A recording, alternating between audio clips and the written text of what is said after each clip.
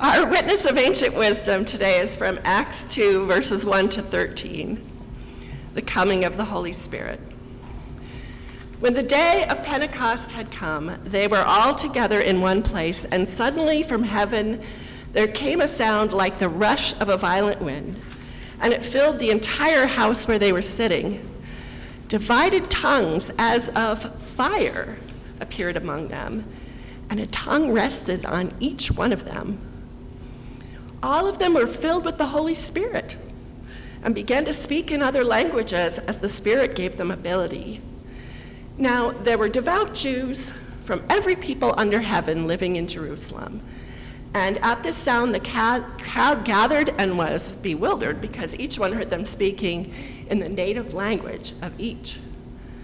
Amazed and astonished, they asked, "Are not all these who are speaking Galileans? And how is it that we hear each of us in our own native language? Parthians and Medes, Elamites and residents of Mesopotamia, Judea and Cappadocia, Pontus and Asia, Phrygia and Pamphylia, Egypt, and parts of Libya belonging to Cyrene, and visitors from Rome, and Jews and proselytes and Cretans and Arabs. In our own language, we hear them speaking about God's deeds of power." All were amazed and perplexed, saying to one another, "What does this mean?" But others sneered and said, "They are filled with new wine." And while I'm here, I will also read the witness of modern wisdom from the great and wonderful Joan Baez. "I think music has the power to transform people. And in doing so, it has the power to change situations, some large and some small." And from Nobel laureate Bob Dylan, who may have had a little bit of new wine when he said this, but also speaks in this phrase to me most clearly about the state of our political situation in this country. "The pump don't work because the vandals took the handle." God is still speaking.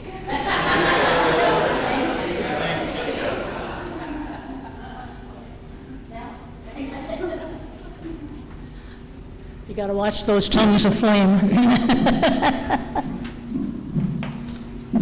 Okay, so we were talking about my country too. That's right. And we teach it to our school kids. It's a patriotic song. How can it be a protest song? Well, the song dates back to the 1740s, and it was sung then as "God Save the King." The American lyrics that we're all familiar with were written by Samuel Francis Smith in 1831. But throughout our history, protesters have revised the lyrics to promote their own causes. For example, during the Revolutionary War, American troops sang "God Save the 13 States." Okay. And later on, abolitionists sang "My country 'tis for thee, dark land of slavery, for thee I weep."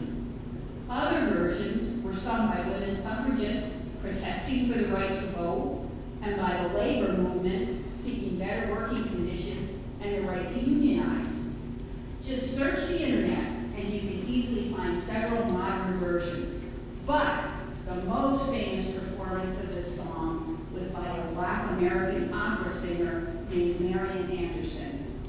I've heard about that incident. She was forbidden from singing at Constitution Hall in Washington, D.C. because of its whites-only policy. Just imagine the sting of that insult. She could command any concert hall in Europe, but was banned in the capital of her own country. So Eleanor Roosevelt arranged for her to sing on the steps of the Lincoln Memorial. On Easter Sunday, April 9th, 1939, Marian Anderson made history by singing "My Country 'Tis of Thee" in front of a crowd of 75,000 people while millions listened on the radio. Her bold protest against racial intolerance made her an icon of the civil rights movement. So let us all sing in the spirit of those who would change the words to change our hearts. And let's sing with the patriotism of Marian Anderson.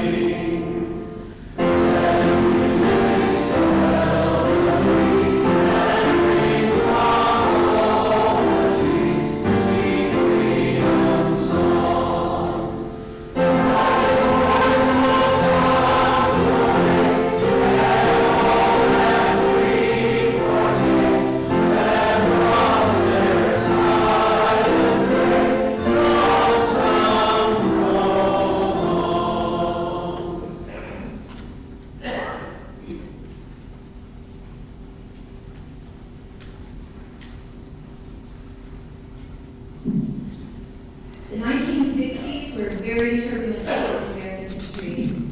Peaceful civil rights protests were often met with violent resistance.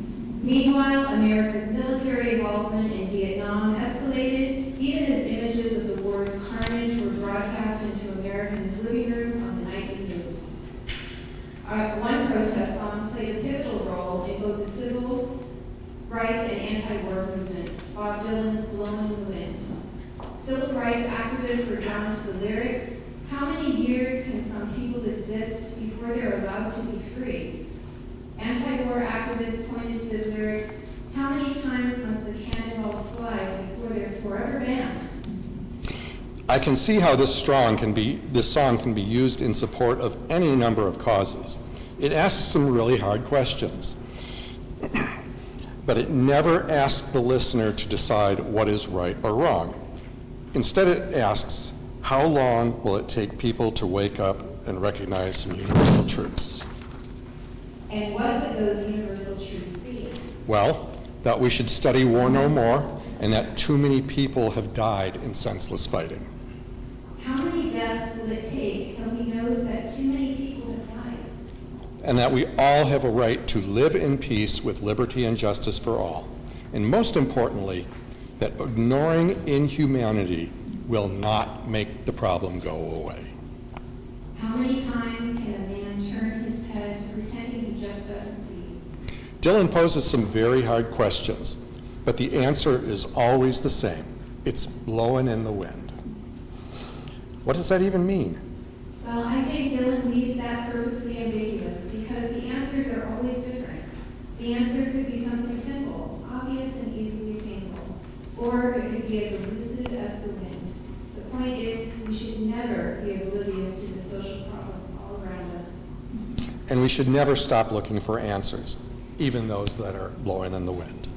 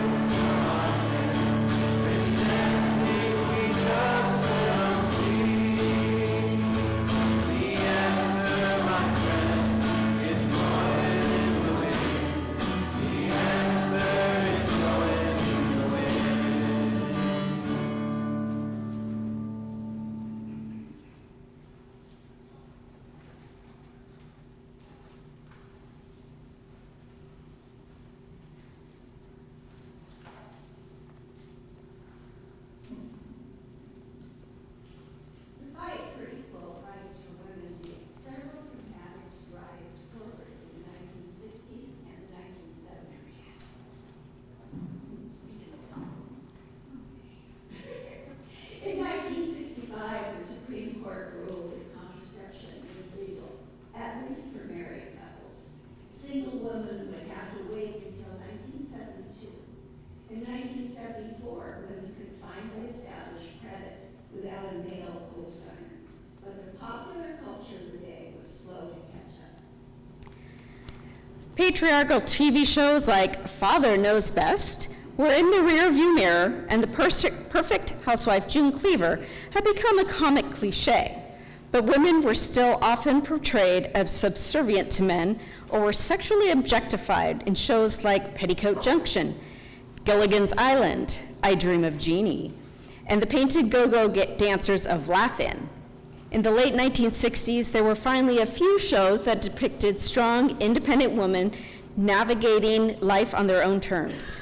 That Girl with Marlo Thomas, Julia with Diane Carroll, the first black female lead in a TV show, and Mary Tyler Moore Show with its optimistic tagline, "You're gonna make it after all." Popular music was even slower to catch up. Much of the pop music of the day instructed young girls on what to do to get a boyfriend. Wear your hair just for him. Do the dance that he likes to do. Or how to keep a husband. Don't send him off with your hair still in curlers. You may not see him again. Feminism was a movement in search of an anthem. There were a few contenders. One was Leslie Gore's You Don't Own Me from 1963. She recorded it at the ripe old age of 17. Slowly after her first big hit, It's My Party and I'll Cry If I Want to. Great messages, but the wrong messenger. In 1967, Aretha Franklin released her mega hit, Respect, with its fierce commentary on gender roles in relationships. That unforgettable spell out, R-E-S-P-E-C-T. But the wrong song was not easy. The song was not easy to sing and quickly became identified slowly with Aretha and her enormous talent. Finally, in 1972, Helen Reddy released I Am Woman. With its catchy tune and memorial refrain, it was an instant hit. Heart and Harmony will sing the verses, and we encourage every woman or anyone who identifies and wants to sing, even if they're not a woman, here to join in singing the refrain. And we expect every man here to applaud.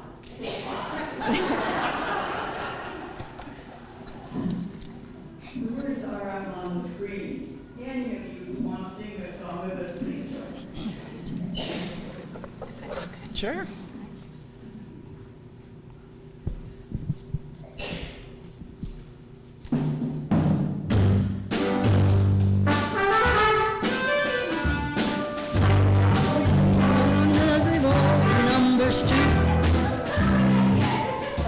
Cue us in, cue us in. Turn around and keep that one.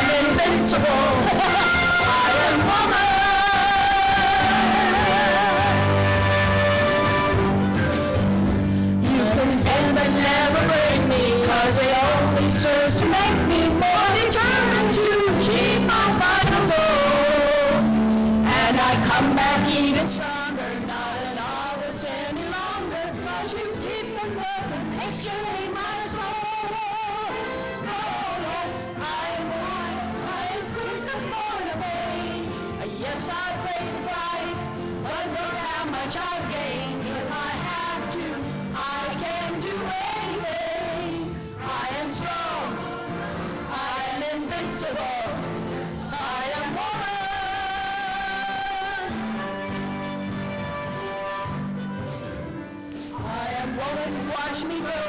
See me standing toe to toe as I spread my loving arms across the land. But I'm still an embryo with a long, long way to go until I make my brother understand. Oh yes, I am wise, but it's wisdom born of me.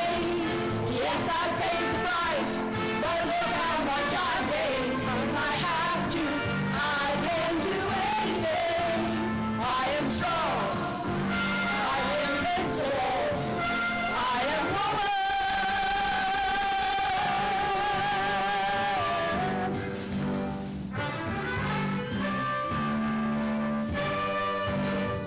Well done, well done.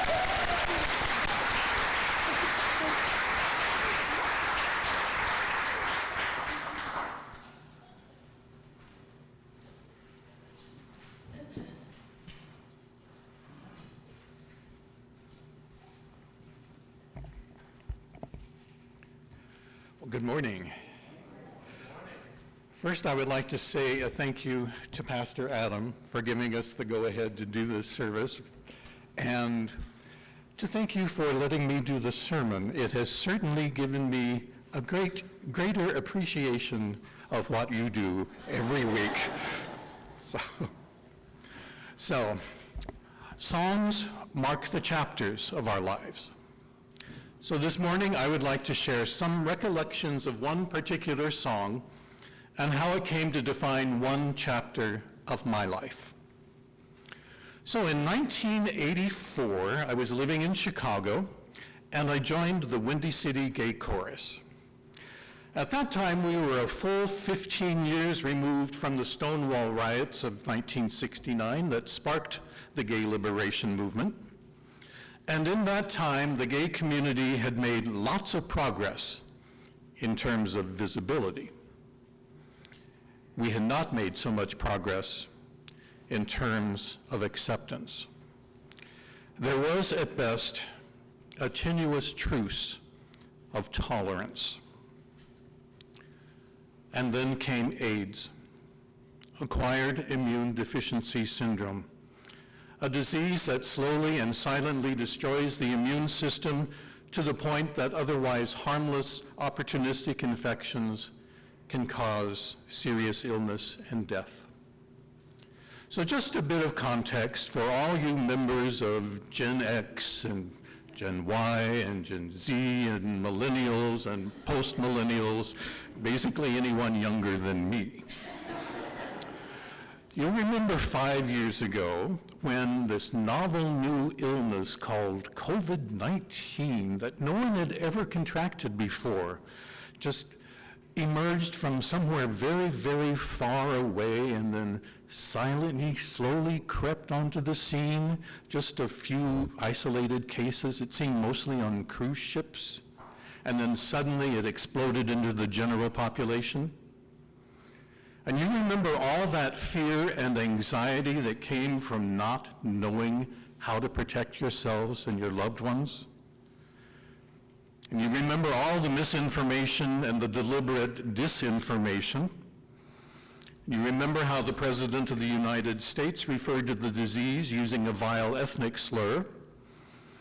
And you remember how some blamed an entire nation, an entire race, and used that as justification to commit acts of discrimination and violence against anyone who even appeared to be Asian. And of course, you remember the immense amount of suffering and death. But you'll also remember Operation Warp Speed, a concentrated effort by our government to quickly ramp up research to find a cure or a vaccine. Now, let's imagine we're back in the mid-1980s, when a novel new illness that no one had ever contracted before, that didn't even have a name, emerged out of somewhere very, very far away, slowly crept onto the scene. First, a few isolated cases, London, New York, San Francisco. And then suddenly it caused dozens, then hundreds, then thousands of deaths every day. Now imagine all that fear and anxiety, all that misinformation, all that hatred and discrimination, and all that suffering and death concentrated in one very small subset of the general population, gay men. Imagine also a politically powerful coalition of conservative Christian organizations to whom AIDS was a godsend. Proof of God's retribution for the sinful choice. Some of you get the picture. Imagine also a president of the United States who owed his election and re-election in very large part to those same conservative Christian organizations, and would do nothing to upset his base. And so there would be no Operation Warp Speed. Why would there be, when this horrible disease only affected them? And so we were left to fend for ourselves, or so it seemed. In 1985, after her friend Rock Hudson died from AIDS, the actress Elizabeth Taylor founded AMFAR, the American Foundation for AIDS Research. Now, she was a tireless fundraiser. One of her first fundraising efforts, you remember the song, "That's What Friends Are For"? She'd heard that Dionne Warwick was going to record that song as a solo, and she asked Dionne Warwick if she would donate a portion of the proceeds from that song to AMFAR. On the day of the recording, Dionne Warwick showed up with her friends, Stevie Wonder, Gladys Knight, and Elton John. And the four of those pop music superstars recorded That's What Friends Are For, and donated 100% of the proceeds, over $3 million, to AMFAR. But that's not the song that I was referring to at the beginning. In 1986, the combined gay and lesbian choirs in Chicago sang at a gala fundraiser for AMFAR. Now, it was quite the star-studded event, hosted by Oprah Winfrey, and there was a few movie and TV stars, lots of local politicians and local celebrities, a big Broadway-style orchestra, professional dance troupe, a really big show. Well, for the grand finale, we were all on stage as backup singers for Angela Lansbury. And she sang this song by Jerry Herman called "I'll Be Here Tomorrow." And I just want to sing the first two lines. I'll be here tomorrow, alive and well and thriving. I'll be here tomorrow. It's simply called surviving. Now, I know that I should have felt excited being on the same stage as Angela Lansbury. But when she sang those lines, all I remember feeling at that time was this overwhelming sense of dread. I'll be here tomorrow, alive and well and thriving. Really, dude? Like I said, it was the 1980s. How many of the men on this stage are not going to be here tomorrow? How many of the men on that stage will not be here in 6 weeks, in 6 months, a year? How many more, oh God?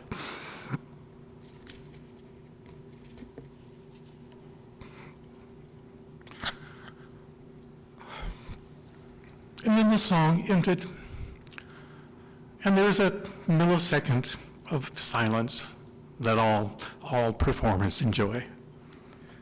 And then the applause began. Thunderous applause. And it was in that moment that I finally allowed a little tiny sliver of hope to become tangible. I was standing a few feet away from Angela Lansbury, and Oprah Winfrey was waiting just off stage, and everybody in that audience had brought their checkbooks. We had allies. people from outside our insular gay community who said, "We see you. We hear you. Your struggle is our struggle because gay lives matter." So, fast forward almost 4 decades. It's tomorrow. I'm still here.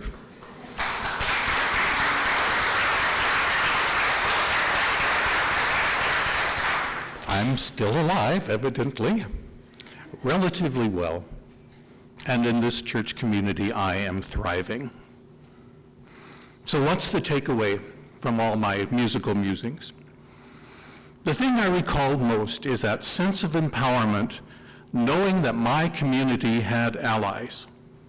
And yes, it's important to have allies, but it is also of vital importance to be an ally.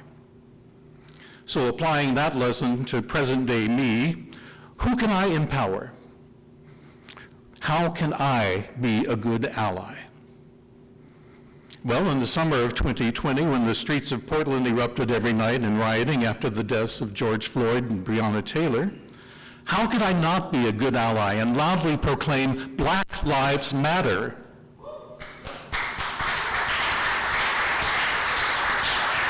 And last year, when we saw pictures of farm workers picking strawberries while the sky was bright orange with wildfire smoke, how could I not be a good ally and say, enough, the price of strawberries is not worth the cost of human suffering?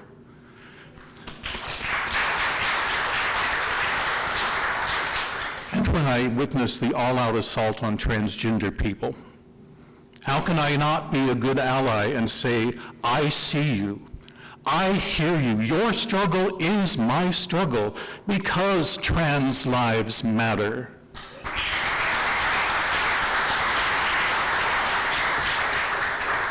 And yet I'll be the first to admit that I've not been a very good ally. Well, sure, I've marched in my share of pride parades, and I've stood for hours at rallies, and I've held signs high above my head. I've signed lots of petitions, usually to be inundated with email afterwards. I've sent all sorts of letters to my elected officials. That's easy to do, especially when somebody hands you the letter, and the pen, and the envelope, and the stamp.